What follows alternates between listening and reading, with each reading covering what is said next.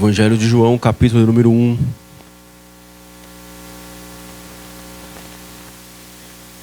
Que começa assim. A minha tradução é um pouco diferente. Eu estou usando a NAA. Diz assim, João 1. No princípio era o Verbo estava com Deus e o Verbo era Deus.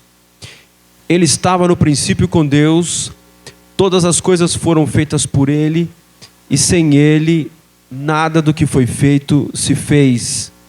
A vida estava nele e a vida era a luz dos homens. A luz resplandece nas trevas e as trevas não prevaleceram contra ela. Este Evangelho de João é maravilhoso. Todos os evangelhos são maravilhosos. Mateus, Marcos, Lucas e João. O Evangelho de João ele contém fatos e pregações, declarações de Cristo que não contém nos outros evangelhos, e os outros evangelhos contêm fatos e declarações de Cristo que não contém no Evangelho de João. Porém, o Evangelho de João é diferente dos outros evangelhos. Ele é o mais doutrinário, ele é o mais teológico, ele é o mais profundo nas verdades da palavra de Deus. João, todos os evangelhos foram divinamente inspirados pelo Espírito Santo. Esses homens, eles andaram com Cristo, eles viram a Cristo, ouviram a Cristo, viram o que Ele fez, e relataram para nós, e todos foram inspirados pelo Espírito Santo de Deus. Mas o Evangelho de João, ele é mais profundo, ele contém mais revelações do Evangelho de Cristo para nós. Então, eu quando recomendo a leitura da Bíblia para alguém, eu sempre recomendo começar com o Evangelho de João, né? Embora nem sempre as pessoas fazem isso, né? Outro dia eu dei uma Bíblia para uma jovem e falei para ela, você começa lendo João, lê João, Atos e Romanos. Aí outro dia conversando com ela falou que começou em Mateus. Eu estou lendo Mateus. Não tem problema, mas eu sempre recomendo a leitura do Evangelho de João. Por quê? Exatamente por causa dessa característica. Ele é pregação. Ele nos ensina, ele nos instrui com mais profundidade. Os outros escritores também contêm as mesmas verdades que contém aqui no Evangelho de João. Eles contêm as mesmas coisas, a mesma pregação, mas João vai mais profundo. João é mais detalhado, mais informativo para nós. Então, para entendermos o Evangelho assim, com profundidade, o Evangelho de João é maravilhoso. E veja como ele começa. Ele começa dizendo, no princípio era o Verbo, e o Verbo estava com Deus, e o Verbo era Deus. Em algumas traduções está, no princípio era a palavra. Então,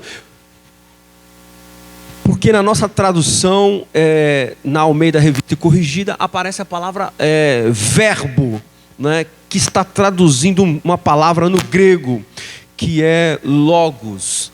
Então, o escritor desse evangelho, ele foi um discípulo de Jesus.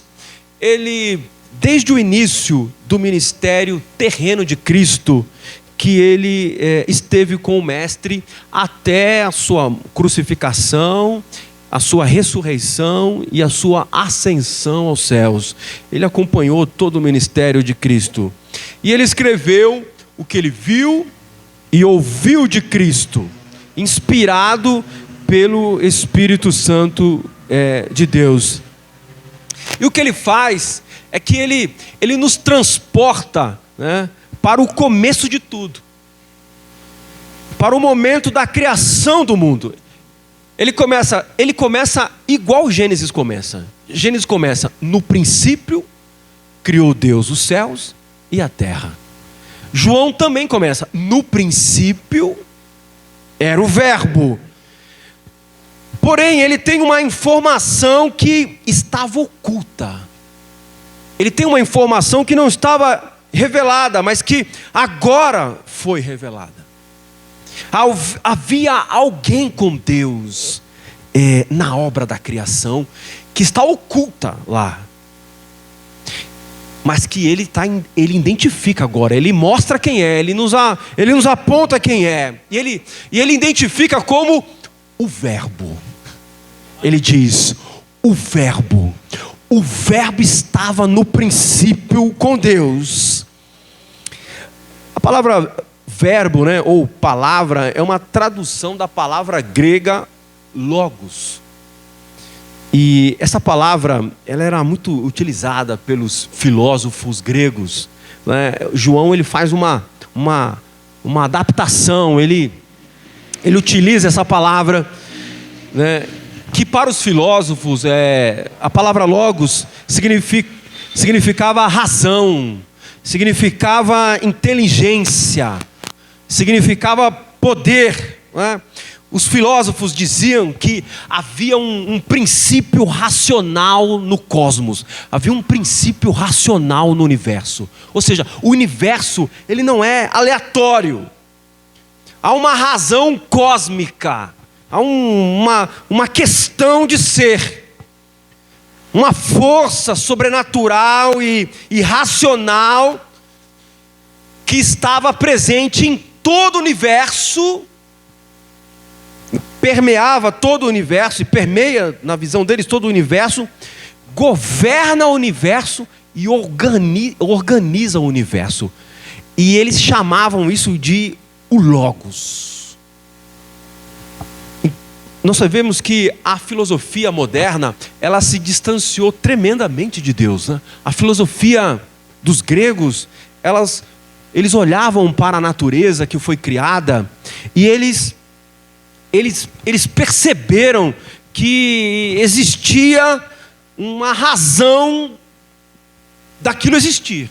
Existia um princípio no universo que estava governando o universo. Existia um poder no universo que não era enxergado aos olhos humanos e que alguns até atribuíam a uma força divina e sobrenatural, mas eles conseguiam perceber, olhando para a natureza que foi criada, para o universo, para a organização do universo, para a perfeição do universo, eles conseguiam perceber que existia uma razão cósmica.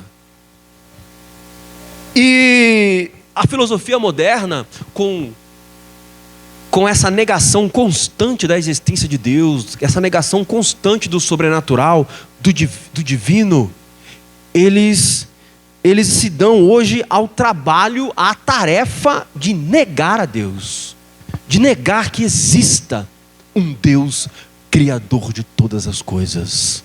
Mas os filósofos gregos, eles não tendo a revelação especial como João, eles conseguiam olhar para a natureza e perceber que existia uma razão cósmica, existia uma força sobrenatural e racional que organizava o universo. E João vem e diz: eu sei quem é.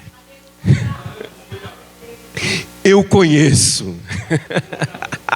Nós vimos ele, nós andamos com ele.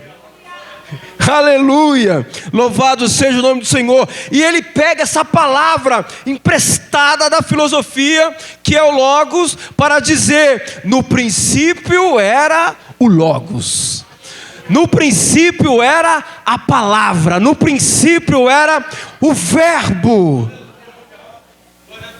Então ele está mostrando uma coisa que estava oculta aos olhos da humanidade e do mundo. E está apontando agora e dizendo: eu conheço, é o Verbo, é o Logos. E essa palavra Logos, né, porque ela não é só palavra, né, ela tem poder, no sentido até empregado pelos filósofos, eles entendiam que existe um comando, uma palavra, que tinha um comando em si. Havia um agente no universo.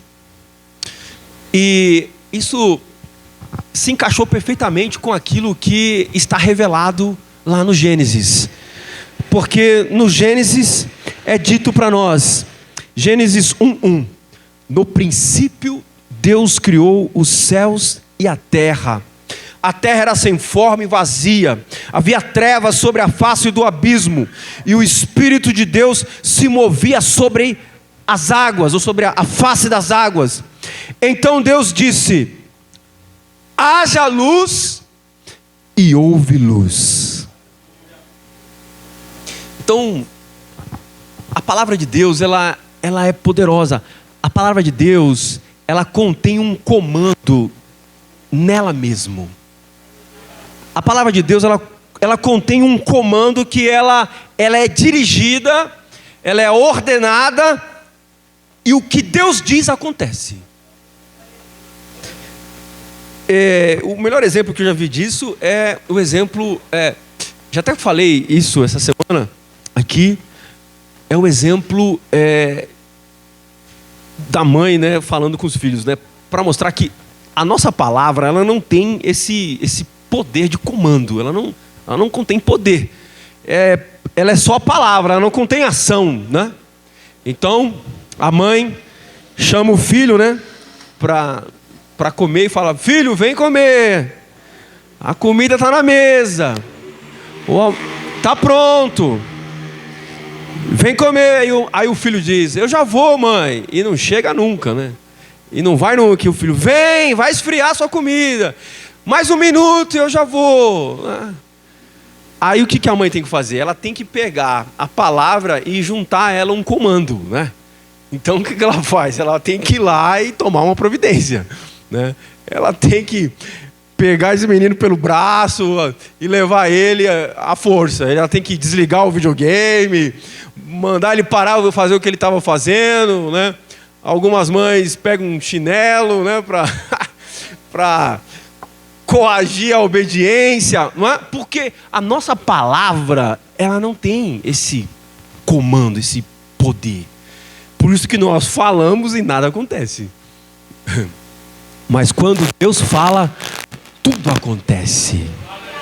A palavra de Deus, diz o profeta Isaías, ela não volta para Deus vazia. Quando a palavra de Deus sai da boca de Deus, ela sai palavra e poder junto, e comando junto. Ela é irresistível. Não há como não ser obedecida, não há como não ser atendida. Deus pôs limite aos mares. Deus, pelo poder da sua palavra, Ele encerrou os mares, e eles obedecem à voz do Senhor. E João diz: eu conheço, eu sei quem é, eu conheço o Logos, eu conheço o Verbo, eu conheço a palavra de poder. Então ele vai começar a mostrar para nós quem ele é. Então ele diz: no princípio era o Verbo,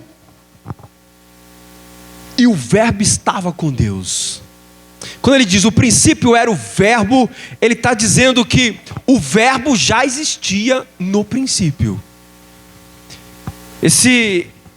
Essa razão, esse poder universal já existia antes do mundo ser criado. Quando ele diz no princípio era, ou seja, já era, já existia.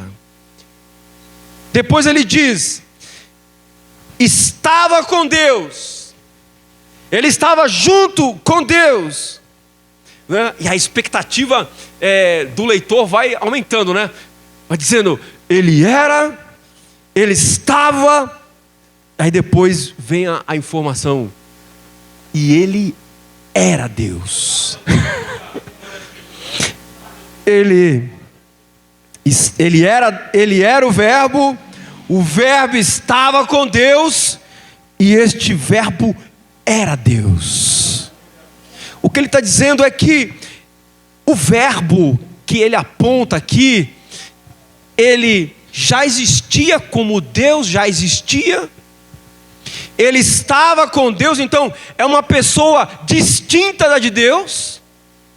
Quando ele diz estava com Deus, ele está dizendo que é uma pessoa distinta, não era só Deus, havia uma pessoa além de Deus, ele é distinto de Deus, mas ele também é Deus. Então isso aqui é um termo que ele está pregando para gregos e ele está pregando para judeus. Quando ele diz que ele usa a palavra logos, esse evangelho foi escrito em grego, então ele está usando um termo da filosofia grega, e agora ele está mostrando para os gregos essa razão cósmica, esse poder, essa divindade que vocês estão procurando saber, entender e se conectar com ela. Ele diz: eu sei quem é, eu estou apontando para ele, eu sei quem ele é. Está falando com os judeus também, dizendo: ele estava com Deus lá na criação. E não somente isso, mas ele também é Deus, como Deus também é, como o Pai também é. Então o versículo 2 é uma ênfase do versículo 1, quando ele diz: ele estava no princípio com Deus. Ele era o Verbo estava com Deus, o Verbo é Deus e estava no princípio com Deus. Ou seja, ele vai mostrar alguém que estava oculto, que estava lá na criação, já existia no princípio, na obra da criação, estava com Deus e era também Deus, estava no princípio com Deus, no princípio de todas as coisas. E aí ele acrescenta informações maravilhosas aqui para nós. Ele diz, verso 3: todas as coisas foram feitas por Ele, e sem Ele nada do que foi feito se fez. Então, veja, é uma pregação. Ele está pregando para os gregos, ele está pregando para os judeus, ele está pregando para nós. Essa pessoa, esse ser que vocês estão procurando, eu o conheço, eu sei quem é. Ele estava lá com Deus, ele era Deus, e mais, todas as coisas que vocês estão vendo foram feitas por Ele, e sem Ele nada do que foi feito se fez. Ele é a causa efetiva da criação de todas as coisas. Ele é a razão da criação de todas as coisas. Nada do que foi feito sem Ele. Poderia ser feito sem Ele. Ele é o princípio, a razão de tudo existir. Eu pergunto a você: existe uma pessoa mais importante do que esta? Existe alguém mais importante do que esse? Olhe para todas as pessoas que você considera importante nesse mundo. São mais importantes. Existe alguém que tem essa relevância aqui? Existe alguém no mundo que ocupa esse lugar, esta posição aqui? Existe alguém na tua vida que seja mais importante, ou que possa ser mais importante do que essa pessoa que está sendo falada aqui por João? Existe, ele tomou para si toda a glória, ele tomou para si a razão de todas as coisas. Ele tomou para si, porque Ele é o Criador de todas as coisas, e porque todas as coisas vieram à existência por causa dEle, por meio dEle. Então, não existe e não pode existir nada que seja mais relevante do que isso. Então, o que acontece com os homens no mundo e que estão buscando uma razão para todas as coisas? Os filósofos, eles gastaram muito tempo tentando desvendar este mistério do universo, pensando na causa do universo, pensando no propósito do universo, que eles olhavam e percebiam uma organização, eles percebiam uma continuidade, eles percebiam um movimento ordenado, coordenado, mas estava subjacente, ou seja, estava oculto aos seus olhos. Eles não conseguiam perceber quem era. É por isso que o Evangelho, ele se distingue, porque ele vem trazer uma revelação que não poderia ser conhecida pelo homem se o Espírito de Deus não revelasse. Agora, como ele toma essa glória, ele está dizendo, essa pessoa, ele é o poder no universo. Essa pessoa estava com Deus na criação do universo. Essa pessoa era Deus como Deus, Criador. Ele estava no princípio com Deus. Agora, o verso 3 é uma tomada uma tomada total de domínio e de controle. Quando ele diz, todas as coisas foram feitas por Ele, e sem Ele nada do que foi feito se fez.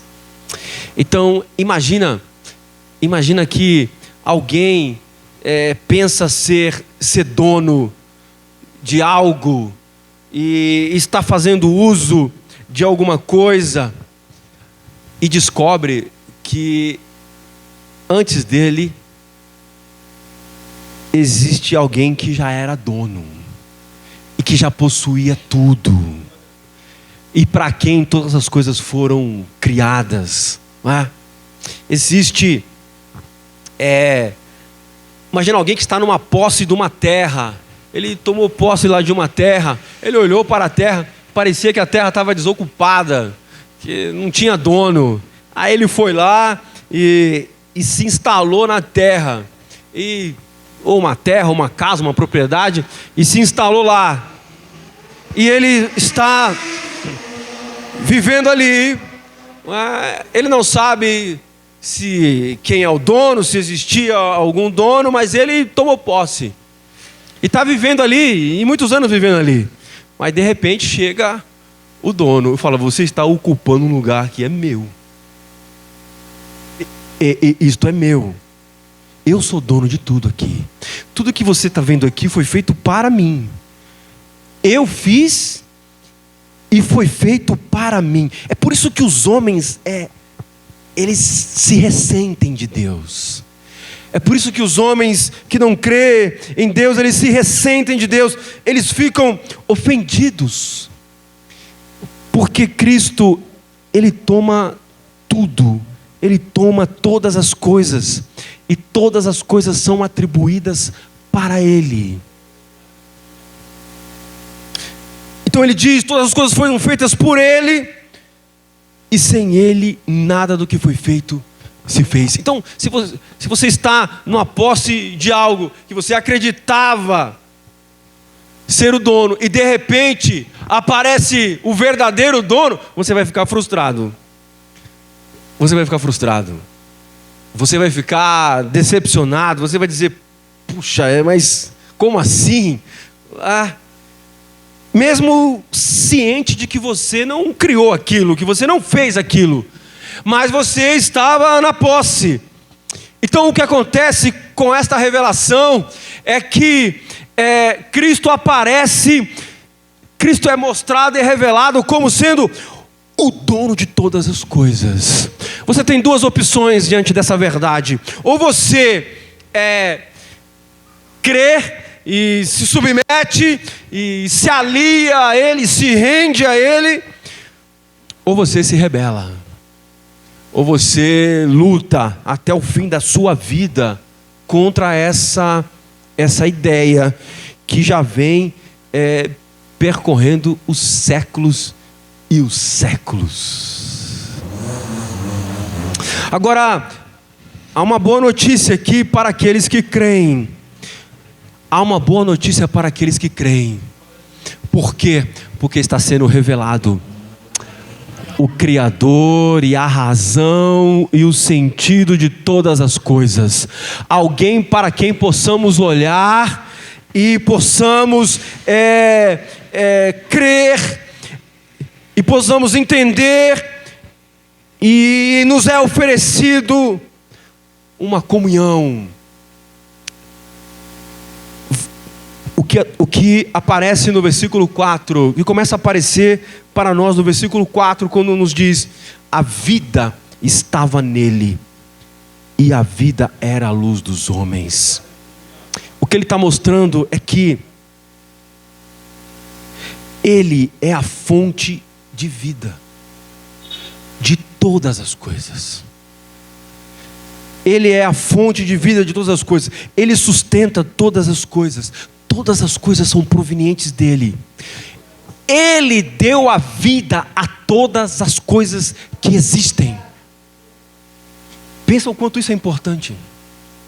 Pensa o quanto isso é relevante. Isso é a coisa mais relevante. Porque João está dizendo: a vida estava nele, a vida estava com ele. Quando Deus criou todas as coisas, quando todas as coisas foram criadas, a vida de todas as coisas estava nele. Ou seja, ele é a fonte de vida de todas as coisas. Ele diz: a vida estava nele. Olha, você está, ele está dizendo: eu vou mostrar para vocês o autor da vida. Eu vou mostrar para vocês a fonte da vida, que deu vida a todas as coisas. Deu vida a uma terra que estava sem forma e vazia. Deu vida aos animais, deu vida à natureza, deu vida a tudo que foi criado, deu vida aos homens. E ele diz: era a luz dos homens, né? É a fonte de vida e de luz, de iluminação para os homens. Versículo 5: a luz resplandece nas trevas, e as trevas não prevaleceram contra ela. Se nós voltarmos para o relato da criação, nós vamos perceber que a primeira coisa que Deus fez foi dizer: haja luz, e houve luz. João está trabalhando também com essa informação, quando ele se refere a Cristo dizendo: a vida estava nele, e a vida era a luz dos homens. Porque lá na obra da criação, nós temos esse primeiro brado, essa primeira voz de Deus, no princípio da criação, haja luz e houve luz.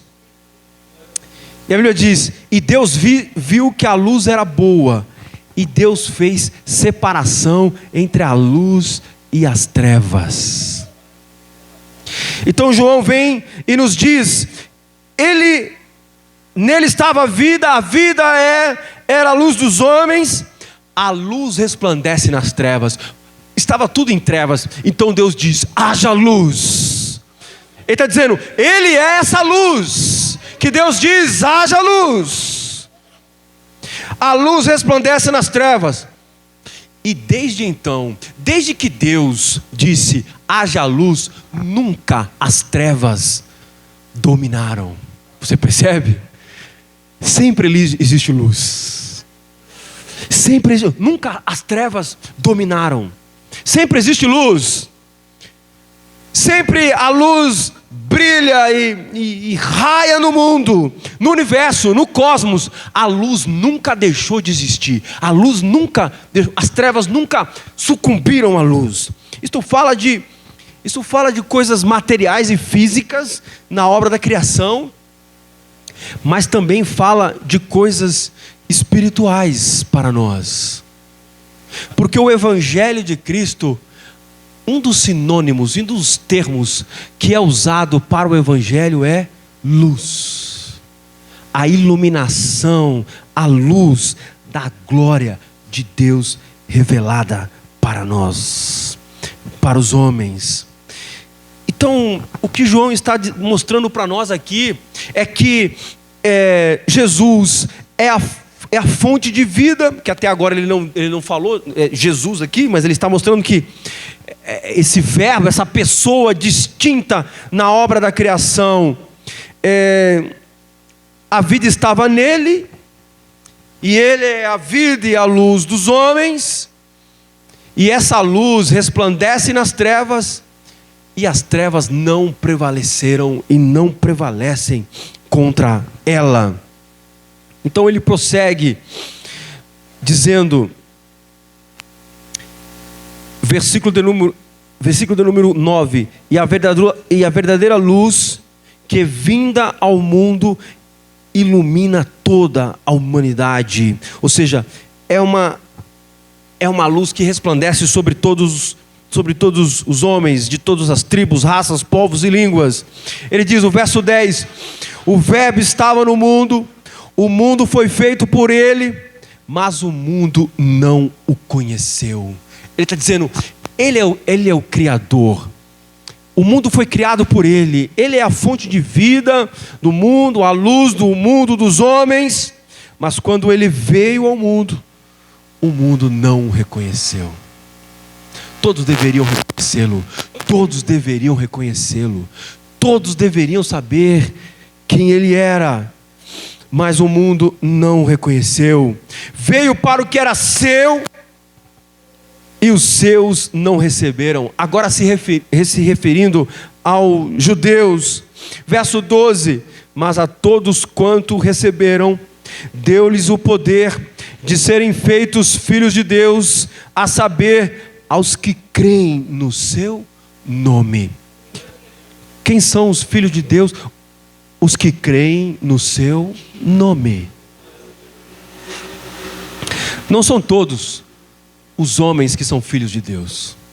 Na nossa cultura, costuma-se dizer que todo homem na terra é um filho de Deus. Na verdade, não.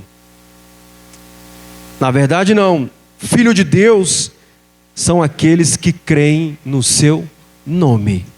E creem nessa pessoa que Ele vai revelar.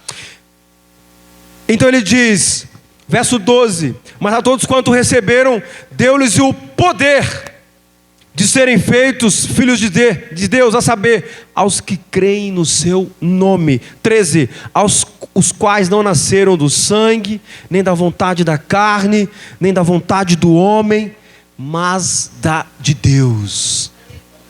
Aqui ele começa, então ele parte da obra da criação, e ele agora está falando de uma obra espiritual. O no princípio em Gênesis é o no princípio material, no princípio da criação. O no princípio em João é o princípio do Evangelho, é o princípio espiritual da revelação do Evangelho. Então ele diz, os quais não nasceram do sangue, nem da vontade da carne, nem da vontade do homem, mas da vontade de Deus. Ele diz, os filhos de Deus que nascem, que creem no seu nome, são os que nascem da vontade de Deus, por obra de Deus. Verso 14: e o verbo se fez carne, ou seja, se fez pessoa humana. Ele habitou entre nós, cheio de graça e de verdade, e vimos e contemplamos a sua glória, glória como do unigênito do Pai, a glória como o único filho do Pai, ou seja, uma glória que só Ele tem, que só Ele possui, que ninguém mais possui, uma glória que só nele é que nós podemos ver. Então, João dá testemunho a respeito, verso 15, dele e exclama: este é aquele de quem eu dizia, ele vem depois de mim, mas é mais importante do que eu, pois já existia antes de mim. Porque todos nós temos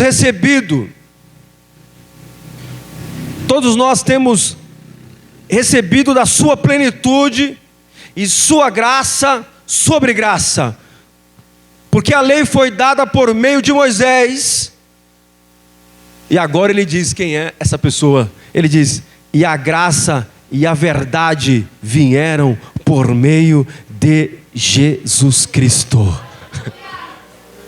Eu vejo que ele reservou para o final, para dizer quem era essa pessoa, quem é essa pessoa.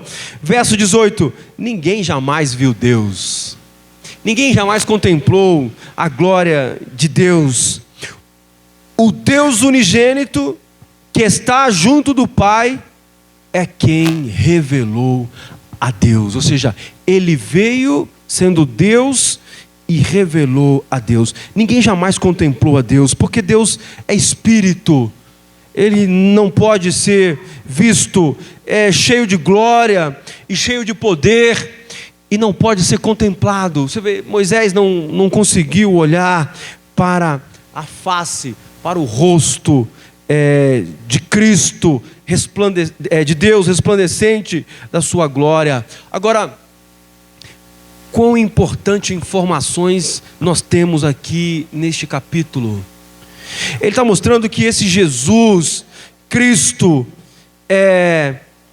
Ele é maior do que Moisés. Ele diz, porque a lei foi dada por Moisés, mas a graça e a verdade vieram por meio de Cristo, de Jesus Cristo para nós.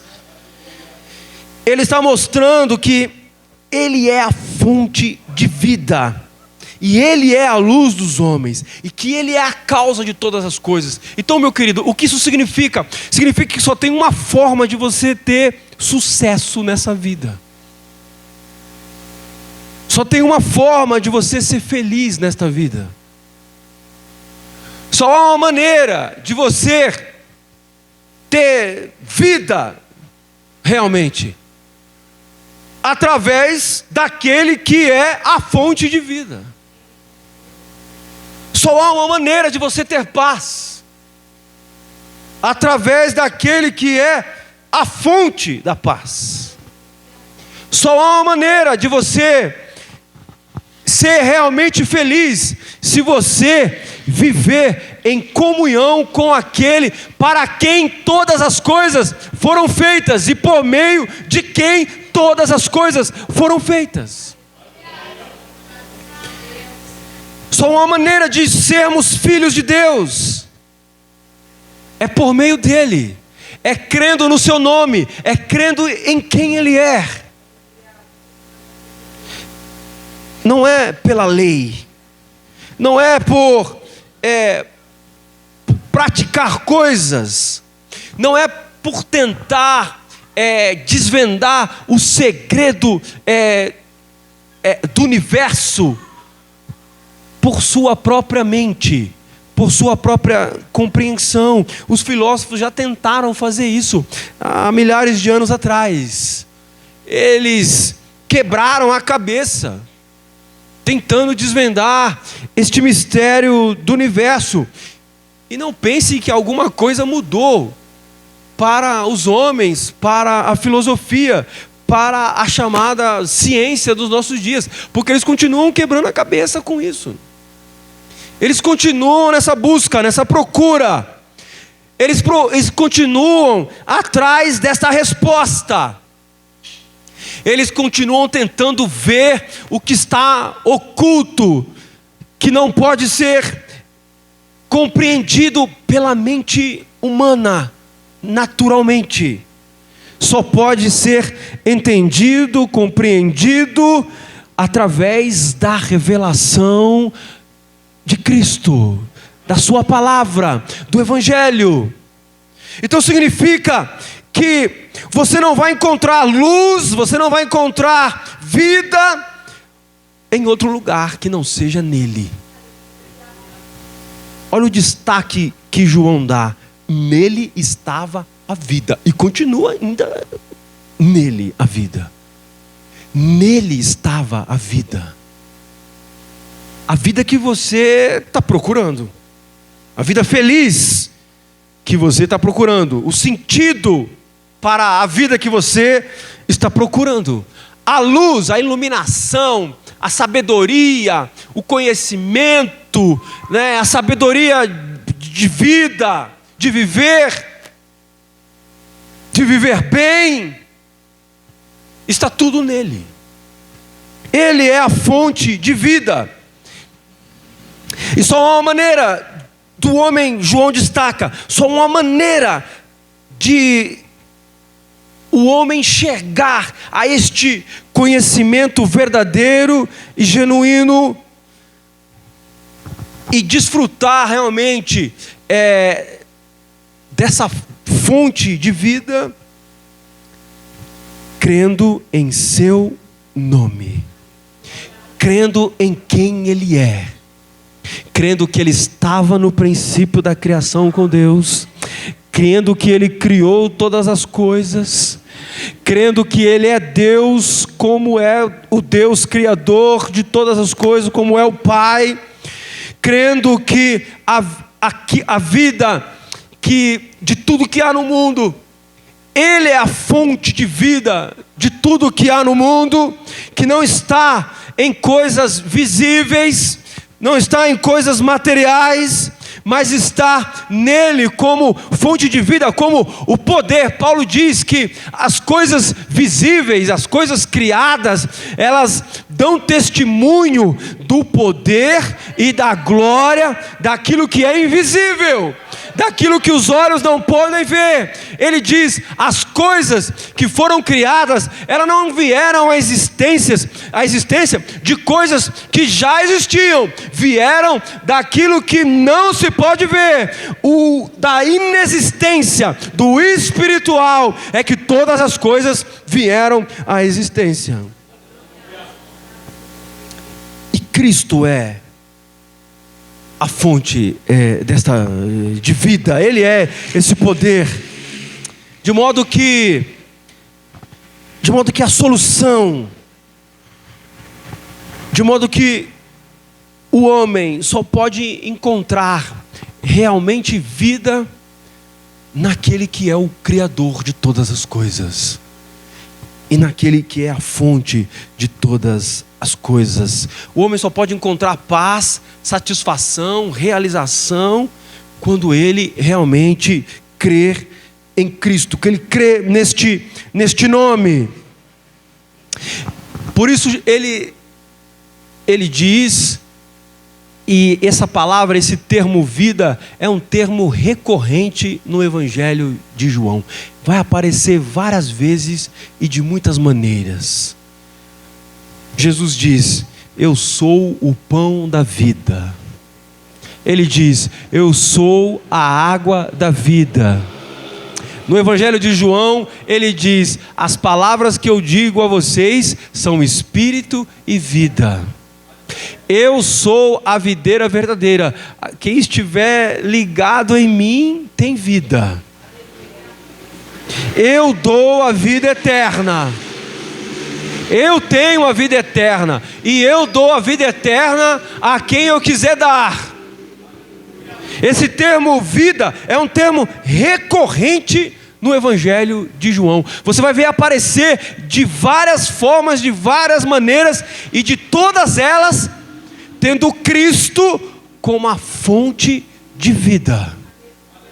Então, não acredite em nenhuma outra coisa. Não ponha sua confiança em nenhuma outra coisa.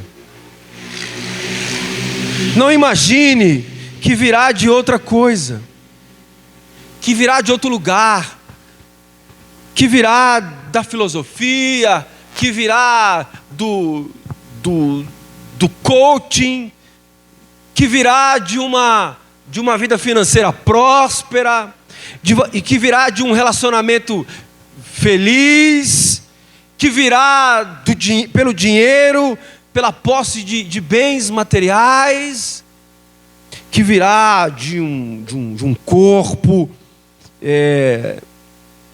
uma estética perfeita, que virá de qualquer outro lugar. Só pode vir de quem é a fonte de todas as coisas. A não ser que você acredite que outras coisas que não Cristo pode ser fonte para você, como os homens no mundo acham, e por isso estão perdidos, e por isso estão nessa busca infinita, nessa busca que não chega a lugar nenhum. Não espere chegar na eternidade, no inferno, para descobrir que Jesus é a fonte de vida. Não espere a morte chegar para descobrir que Jesus é a fonte de vida. Não espere os anos da sua vida passar. Não desperdice. Se você é um jovem, não desperdice a tua vida achando que sexo, que baladas, que amigos, que amizades, que lugares, que eventos vão dar isso para você. Não vão.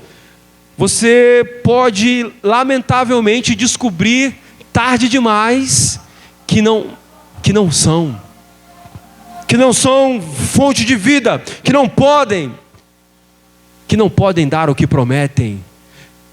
Não desperdice os anos da sua vida que Deus tem te dado. Esteja você em que fase você esteja da sua vida.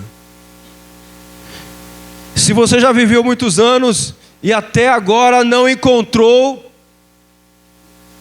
é agora que você precisa apostar todas as suas fichas em Cristo. Apostar tudo nele, entregar tudo e crer nele. Se você é jovem, não se engane achando que você poderá lá no mundo encontrar essa fonte de vida que satisfaz a alma do homem. Não perca o seu tempo. A humanidade, os homens sem Deus, estão nessa angústia, nessa luta constante, negando a Deus e vivendo desesperadamente atrás de uma solução para o mundo, de uma solução para os problemas, para os conflitos pessoais, para os conflitos da vida. Uma hora alguém aponta uma solução, outra hora alguém aponta outra, e a alma do homem cada vez mais desesperada. E a ciência e a filosofia e o humanismo tentando dar a solução, e ninguém consegue, e as pessoas continuam perturbadas, angustiadas, aflitas, agora acreditando na dopagem de remédios, achando que a solução está em outro lugar. Não está. Porque se Ele é a fonte da vida, e eu creio que é, se Ele é a razão da vida, se todas as coisas foram feitas por Ele e para Ele, se é a fonte de vida, só pode estar nele, só em Cristo. A sua paz, a sua alegria, o seu sucesso, a sua vida abençoada, só pode estar nele, não está em outro lugar, não vai estar em outro lugar. E o diabo vai mentir para você, o teu coração vai mentir para você, e está fazendo isso agora. O pecado, ele parece muito atrativo, o mundo é muito atrativo, mas não acredite nele, deposite a sua fé inteiramente em Cristo. Você não vai se arrepender, não vai haver arrependimentos, não vai haver decepção, não vai haver choro, você não vai dizer: desperdicei os meus dias. Porque aquele que crê em Cristo, aquele que crê nele, encontra a vida, encontra a paz. Então é preciso que nós olhemos para ele com a fé de João. Olhemos para ele com a fé de João. Verso 18, ele diz: ninguém jamais viu Deus, ninguém pode ver a Deus, ninguém pode, ninguém vai encontrar a razão e a razão do universo, a razão para as suas vidas, em nenhum outro lugar. Ninguém pode encontrar a Deus, ninguém pode encontrar a causa inicial e a causa final de tudo. Somente em Jesus Cristo, o Filho de Deus, é que nós podemos encontrar a causa inicial e a causa final de todas as coisas, inclusive das nossas próprias vidas. Precisamos crer que em Cristo, que dele nós teremos tudo o que precisamos para as nossas almas, para as nossas mentes, para os nossos corações, para os nossos desejos, para os nossos anseios, que vão ser completamente satisfeitos em quem Ele é. Não porque Ele vai nos dar coisas, mas porque nós vamos conhecê-lo, e conhecendo Ele, e Ele habitando em nossos corações, teremos dentro de nós uma fonte de vida que vai jorrar para a vida eterna, por toda a eternidade. Ele é a fonte de vida, Ele que deu a vida a todos, Ele que deu vida a tudo, e é Ele que sustenta todas as coisas. Entende qual que é o lugar e qual é a posição de Cristo? Qual é a visão de Cristo que João está mostrando para nós aqui? E nós nos distraímos, e o homem que não creu em Cristo, ele está perdido, ele está tentando achar em algum lugar, em coisas, em pessoas, nele mesmo. Mas aquele que crê em Cristo, ele tem a fonte de vida para a sua alma em Cristo e em Cristo somente.